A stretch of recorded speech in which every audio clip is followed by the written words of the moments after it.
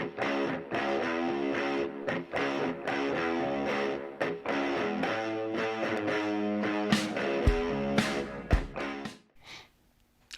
vintage audio enthusiasts, welcome back to the channel. Well, this week we're going to dive into kind of a legendary and very unique speaker. It's the Pioneer HPM-1500. Not something you see very often, so let's take a closer look at it. These behemoths represent a very fascinating period at Pioneer during a time when they weren't afraid to test the waters and try some new things. Well, before we get started, I think it's somewhat important to remember that the HPM line was pretty significant.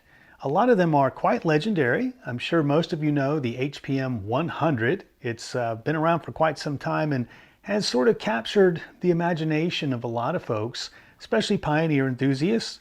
But there was also the HPM-40, the HPM-60, and there were also other models like the HPM-1100, the HPM-150. So it was quite an interesting line and quite successful for many years. So the HPM line was introduced in the 1970s. And this was Pioneer's attempt to expand the speaker technology of the day. And they were somewhat well regarded, but they were mostly known for their high polymer molecular, HPM.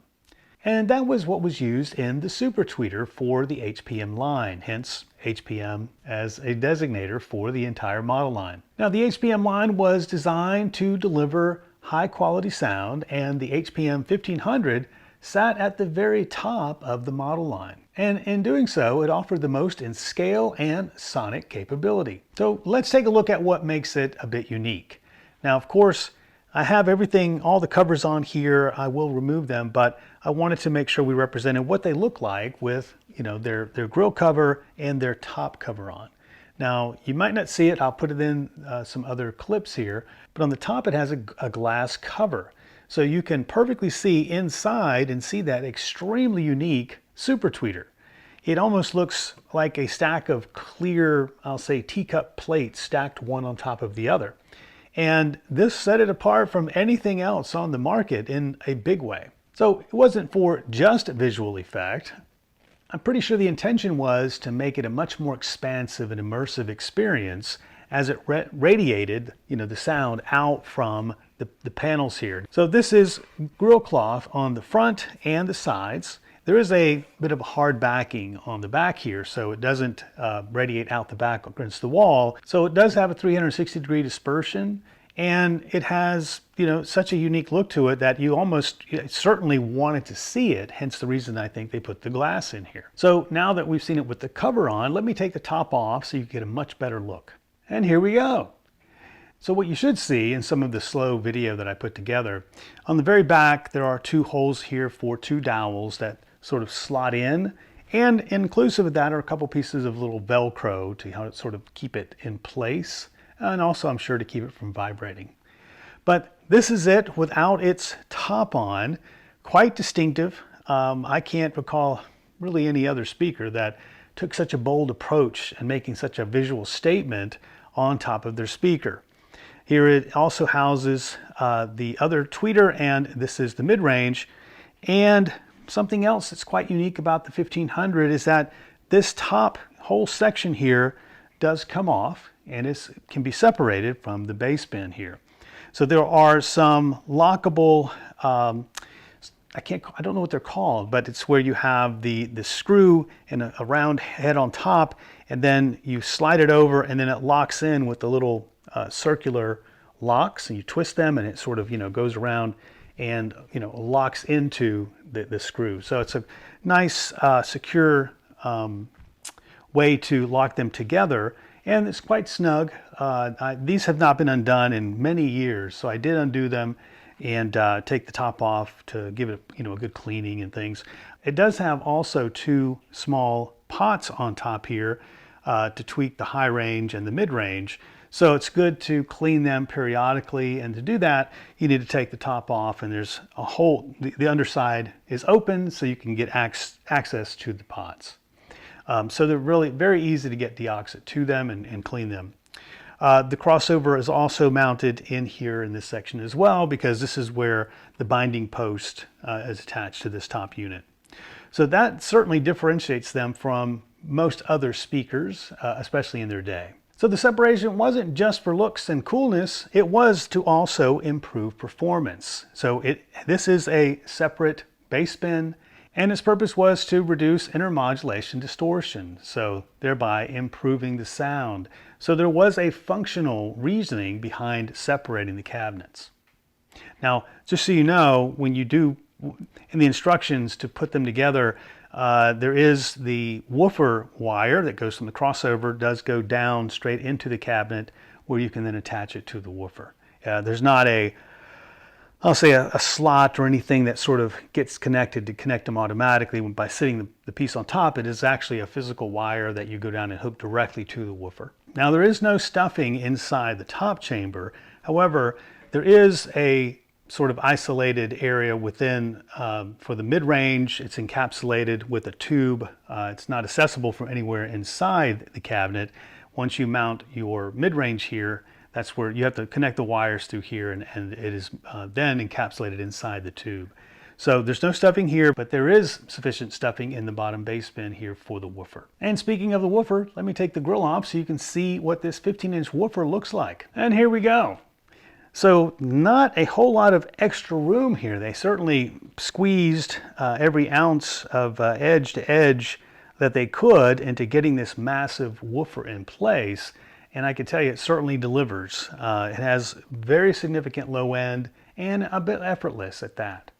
Now, one thing to note here, it does have foam surrounds. So if you do happen to run across a set and they're not showing the cabinets or the woofers without the covers, you'll want to ask them to send you pictures, or at a minimum make an assumption that they need surrounds, which is nothing unusual, but it could give you some leverage in pricing if it's something that you want to make an offer on, because obviously there's going to be additional cost to getting that done. So now that we have all of the covers off, you can certainly see it is a four-way. The 15-inch woofer brings home lots of bass. It is rated down to 25 hertz. You also have a mid-range here that certainly brings those voices forward, a dedicated tweeter, and a dedicated super tweeter. So certainly unique and not like any of the other HPMs, although this does share similarities with the HPM-150. So quite an interesting and I'll say very different model for Pioneer. So how do they sound? That's always the question. Well, they are a 6 ohm speaker and they have a 92 decibel sensitivity. So they actually perform very well. I'll be honest with you, I was a little unsure about this. It looks like it, could sound not so good because it's such a unique configuration. But I was pleasantly surprised. You get lots of thump, not something I typically say, but there is a substantial amount of bass when you use them. They're lively, and I would attribute most of that to the super tweeter. And there is a bit of musicality to them and a bit of airiness to the playback. So what I got out of that was a fantastic range, 15 all the way up to 20, of course. And there's plenty of separation between the instruments. Mid-range is out front, very nice, very pleasant. The tweeter and super tweeter act in conjunction with each other to make part of that airiness, I think, possible. So musicality is there, they're lively, there is a bit of separation of instruments. I do think they are a step up from the HPM-100. The HPM-100 I also liked, but they did, and I have a set, I've had several HPM-100s over the years. I even had 2 sets at one time years ago, and they're a very fun speaker. I would say they're sort of tuned, at least from my perception, were very well tuned for rock and for loud music listening. And these certainly do that as well, but I felt like they were a bit livelier in that aspect. To me, it was a little more fun. Not a term I use to talk about speakers very often, but I partially could because of their sensitivity, I don't know, but when you turned up the music, you certainly got into it.